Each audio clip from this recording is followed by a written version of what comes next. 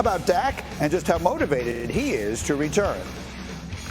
Well, let's just say this. He's determined to, from my perspective, from what I can know and see, I think he's going to get there. We feel like that physically he's at a position that the risk reward justifies him being out there in terms of any reoccurrence of the injury. They play the Lions this week, then they get the Bears after that. Everyone, and I mean everyone, is ready for Dak to come back. Isn't that right, Kimberly Martin? Sure. Sure. I read your notes. Someone doesn't think this is such a good idea. Why? You know what, Greeny? Forgive me. Maybe I'm scarred from last season when I saw Russell Wilson go through a similar situation. Russell, it was the finger.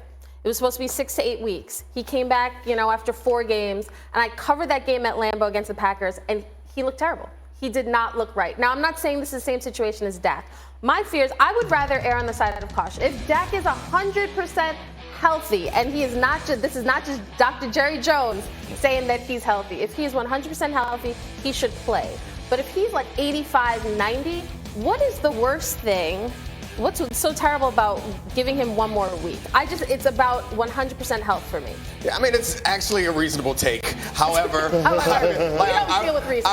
want to be upset. I want to yell and say you're crazy. However, I do feel like Dak is not going to be to peak Dakness. So, part of this is working off the rust. Mm-hmm. So, comparing him to Russell is a fair comparison because they had a similar injury. But it appears that there's more wrong with Russ's game than just his thumb. So, I think that getting Dak back in these 2 games will be good kind of games to knock the rust off before they get to the Packers, which by then, who knows how good or bad the Packers will be. Dominique's hitting the nail on the head. It's been a month and a half since we've seen Dak play competitive football. So I think it's important that you give him an opportunity, a soft place to land with the Lions and the Bears before the bye week to work off some of the rust. But based on what Jerry Jones said, the risk of recurring injury is minimal. And if that's the case, then I'm in alignment with what the Cowboys' plan is to play him this week. I know the training staff down there because I was drafted by the Cowboys. Mm-hmm. Jim Maurer and Britt Brown, they're going to be conservative with Dak. And we saw that last preseason when Dak had the shoulder injury. So I'm not worried about Dak getting hurt again. What I am concerned about is the schedule after the bye week where they play the Green Bay Packers on the road, and then they've got 3 other teams after that are all better than 500. So the Lions, who they play this week, their defense has been historically bad. Yeah, they play hard, but their defense has been unimaginably bad. So maybe that could be the thinking. Maybe you could beat them without Dak, but you don't want to have sort of a bird in the hand. That said, as of this moment, I have been making the case all week long, Kimberly Martin, that I feel better about the Cowboys now than I did even going into that game against Philadelphia, because playing without their star quarterback, as much as they were manhandled for a lot of that game, they were right there to win it in the 4th quarter. I believe the Cowboys at this moment are the 2nd best team in the NFC, and by the end of the season, I wouldn't be surprised if they're first. What do you say to that? So they're the 2nd best team in the NFC behind the Eagles at this moment. At this moment, and you think by the end of the season they'll be better than the Eagles? They're going to inject Dak Prescott. Right. Dak Prescott has been the most. Could you disrespect anyone more than Dak Prescott has been disrespected to this point? I pause. Please. Pause. Go. Because we're talking about Dak disrespect. Who was the TV host who kept trying to bring up a QB controversy? That was me. Who kept saying Cooper Rush for MVP? And now we're talking about the quite disrespect. Honest about this. That's my job. Is this what we're doing? I wanted a quarterback controversy. It would have been insane to have one, but I live in a world where insanity is a good thing. Yeah. However, here's the reality. There was real conversation. Troy Aikman talked about it. Jerry Jones talked about it. The Cowboys are getting back a star quarterback. You made the point earlier about how we change as we get older and we view things differently. Teams change as the season goes on. Normally, teams get beat up and get a little worse, get a little more fragile. Yeah. Very rarely do teams get tested and come out on the better side of that. And I think we saw the Cowboys get tested and find out that they're better than probably even they thought they were. Right. And if you add a quarterback like Dak Prescott and ask him to play, I think this game, I said before the Eagles game that I think they lose even if you have peak Dak. I watched that game like, actually, no, they're closer than I thought. Even though the Eagles roster is better and can withstand more injuries through the course of the year, I feel like on that particular day, the Cowboys were better, and I'm not sure by the end of the season what will actually happen. What do you think, Canty? Yeah, the Cowboys aren't the best team in the NFC right now. I do think they have the potential to be later on. It just depends on what Dak looks like when he gets back and whether or not they've learned the lessons that they needed to during the Cooper Rush era of things, because they played a very different style on offense in the 5 games Cooper Rush was in, as opposed to what we saw opening night against the Tampa Bay Buccaneers. If they stay with that same style, being forward with the run game and then utilizing opportunities and play actions. You're hearing the ifs. There's a lot of ifs. But There's a lot of ifs. There's a lot of Every team has ifs. Here's the one thing I will say. There's always a lot of ifs. For almost every team in the NFL, there are ifs. Every team in the NFL will face some sort of adversity. The season is long. Bad things happen. The Cowboys have stared theirs in the face and come out better. They're a well-coached team. Look at me. It's a sign of a well-coached team. It actually is. We would give the credit to anyone else. Big upset over the weekend in college football, and it was Paul Feinbaum who brought Tennessee back to life. Who's in there? Kind of afraid to look. Me too. I don't do well with caskets. Do we open it? Get it open.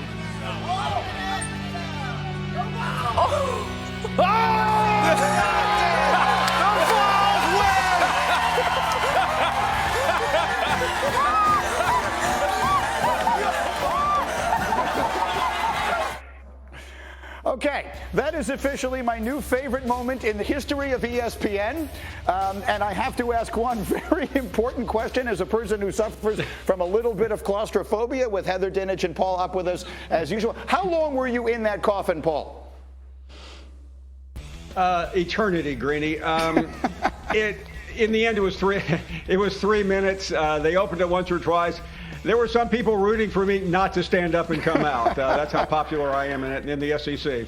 In the meantime, it was the most watchable game of the college football season so far, and Tennessee does end that losing streak and everything else. So, Heather, now that the dust has cleared from it, break down the significance of it. What does it all mean for when we get to the end of the season? How will this game impact everything? Well, let's start with the Alabama side. Now they have to run the table and win the SEC, period. But Alabama fans need to take a deep breath, because 20 of the past 32 college football playoff teams have had a loss. So this is normal, but the pressure is on. The Tennessee side, Greeny, is extremely interesting because this is the best win in the country right now. Tennessee has the best resume in the country, and they could potentially have a win over the SEC champs. That's huge, because that means that even if they don't beat Georgia and win the East, they could be sitting there with one loss against the SEC champs, one loss, and have a win against the SEC champs without even playing in the conference championship game. Or, Greeny, they can beat Georgia and play against Bama, lose to them, and still get in. So this opens the door for Tennessee, but a lot could happen. It also opens the door for all 3 of them to finish 11-1 and get considered by the selection committee. Hold on a minute. If that happens, we're going to have to put Paul in that coffin forever. I mean, I can't even fathom. She is outlining a scenario, Mr. Feinbaum, where the SEC gets 3 teams in the playoff. What is your reaction?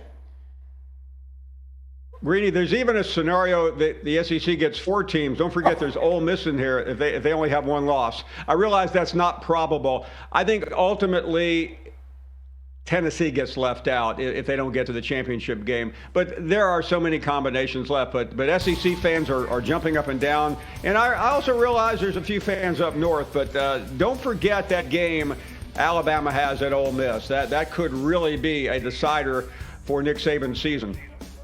But you're saying that if someone is going to get left out of that mix, let's say we have an unbeaten Big Ten champion, Ohio State or Michigan, both looking good. That's a collision course. They get there. Seems almost impossible to imagine one of those, the winner of that game, if they are an unbeaten Big Ten champ, doesn't wind up getting in. So if someone gets left out of this mix, Heather, Paul is suggesting he thinks it will be Tennessee despite what happened Saturday. Does that seem right to you? Yes, because I want to remind everyone of the selection committee's protocols. If there are teams that are comparable, they look on a piece of paper that tells them they have to consider conference championships won, which Tennessee would not have, head-to-head results, which they would lose to Georgia in that case. So the flip is also the same for Georgia if they were not to win the East. So the protocol will matter, and that could be relevant. Very quickly, 17 penalty flags against the Crimson Tide. How is our friend Mr. Saban handling that, Paul?